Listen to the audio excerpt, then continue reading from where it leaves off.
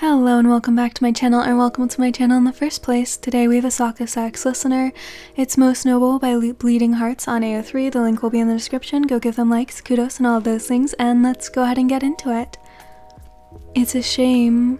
Kiyomi Sakusa finds himself thinking bitterly that having tact on the battlefield is rather different than having tact in conversations. Because while Kiyomi is a rather prized strategist for the official royal guard, he often finds himself lacking in the skill set required in order to properly converse with someone of your royal caliber. Then again, people like him are taught how to hold silver swords. People like you are taught how to speak with a silver tongue. The words just slipped out of his mouth on instinct. You can't. Kiyomi may have a blunt manner of speaking. You may be comfortable enough with him that you request all formalities to be dropped when the two of you are alone together. You might have even referred to him as your closest, dearest companion, but no matter how comfortable, how close the two of you are, Kiyomi Sakusa is certainly in no position to tell you what to do. At the end of the day, he is nothing more than a knight. A good one at that, but still, someone with common blood, someone replaceable. You, on the other hand, are the only child of a king and queen.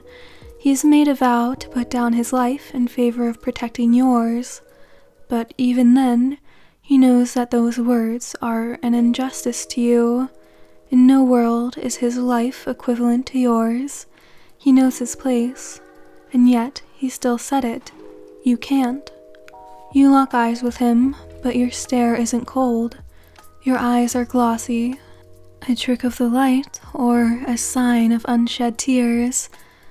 If it is the former, his heart aches for no reason other than his own foolishness. If it is the latter, he will beg on his knees for forgiveness for ever upsetting you to the point of tears. You see, on the battlefield, Kiyomi Sakusa is not the type of person who retreats. He doesn't believe in running away. Rather, he opts to run towards, constantly marching ahead, striking at his opponents with a rather surprising ferocity. He's fought men twice his size with strength that appeared to be nearly inhuman, and the thought of retreating has never once crossed his mind. But now, he finds himself trying to backtrack, trying to take back the words he just carelessly, not thoughtlessly. As a matter of fact, he's been thinking too much when it comes to matters concerning you, tossed to you before he can, though you're already speaking. Unfortunately, my fate is to be sealed by anyone who is not me. You lean back on the ornate chair located in the corner of your room. I misspoke. Please do forgive me. When Kiyomi places his hand on his heart, he can feel it thumping against his palm. The difference between Kiyomi and the other knights you've met with is that when he bows, Kiyomi's eyes never leave yours.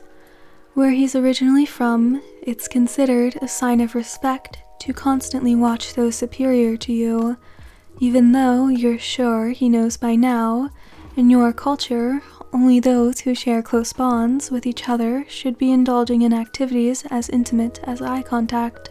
What you're not sure about, though, is if he knows that whether he's acting according to the rules of his previous kingdom or yours, that it's perfectly acceptable for him to do this. You gesture for him to stand up. You know that I hate when you use formalities in private. I still must apologize for my outburst. I don't mind, you admit softly, but if I don't accept this marriage proposal, what reason would I possibly give that wouldn't spark a war? It would be one thing if I already had a lover. That would be deemed acceptable, but denying him purely because I'm not ready to be wed? That would be rather unbecoming. You sigh, resting the side of your temple against your hand. He had to choose his words wisely, otherwise he would be giving himself away. In all the years he's known you, you've never shown a sliver of interest in any potential suitors, A dangerous, hopeful thought has been planted in his head a long time ago. A thought that tells him that perhaps he is the reason for why you haven't taken a lover. I don't want you to be forced to do anything you would not like. You're too sweet, and here I wrongfully assumed all knights were just brazen brutes. You underestimate us then. If he hadn't already been trained to never show his emotions, there's no doubt in his mind that a smile would be gracing his lips as he slipped back into familiar territory with you, in a world where the wrong words spoken to the wrong person could result in a blood feud. You'd never been able to indulge in banter with anyone else but him. Teasing him has become your favorite pastime, and Kiyomi's a rather good sport and an even better opponent. They underestimate you. And there's no teasing laced in your words, no smile gracing your lips. Instead, you're staring at him sadly. The sudden shift in the atmosphere is jarring. Pardon? I don't care for class. You must know this by now. He does know this. He does know you. And I really want to be wedded by someone who I truly love, not just merely tolerate. You're speaking faster now. Almost like you're scared that if you don't get out what you want to say, you'll lose the courage to speak your mind. But the court won't have it. Even my parents won't side with me. Their majesties want what's best for you. Kiyomi is allowed more freedom of speech than the regular knight.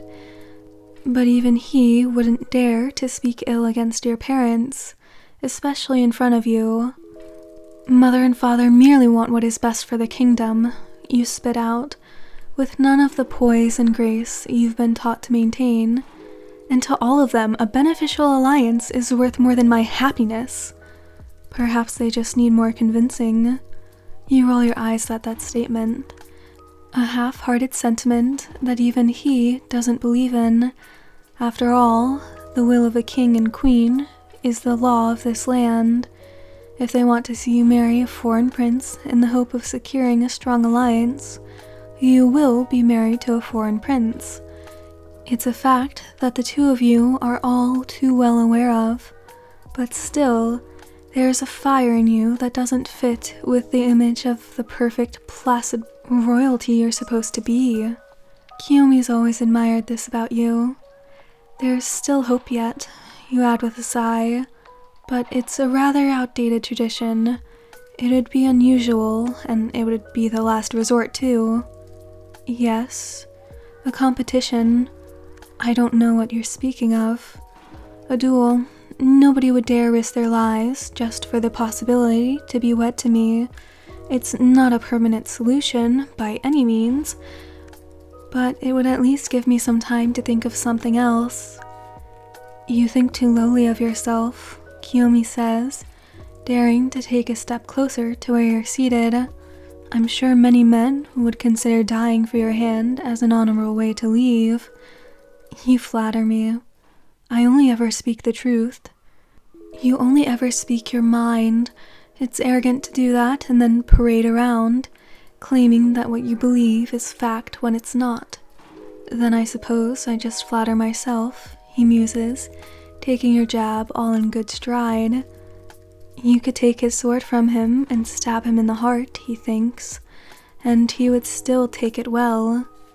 It wouldn't be a competition open only for royalty, you add, and now you truly have forced Kiyomi into supporting this outlandish idea. You would let anyone join? I would. I'm rather good at duels. I know. You say this with a smile, like he has told you something you've been yearning to hear since the start of this conversation. And you would be fine if I chose to compete? How are you supposed to tell him that that's the only outcome you want? Unlike me, you control your own fate. I just want to know how confident you are with your skills. He scoffs, almost as if you've offended him. Kiyomi Sakusa is not the youngest member of the Royal Guard for no reason. You think your parents would allow someone weak to be in charge of protecting their dearest child, the kingdom's dearest? You laugh at his reaction. I only said that because I don't want you to be one of those men who die for my hand. Even if you do think it to be honorable, I want you to stay with me. I will. I will stay for as long as you want. Forever then. You raise an eyebrow as if daring him to take back that promise. I want you to stay with me forever. Do you still want to keep that vow? There's not a single second of hesitation on his end. My answer remains unchanged. I will stay with you for as long as you want. Kiyomi stands tall and proud, and the only thing you can think about is how just moments ago he told you he only speaks the truth. This time, you chose to believe him.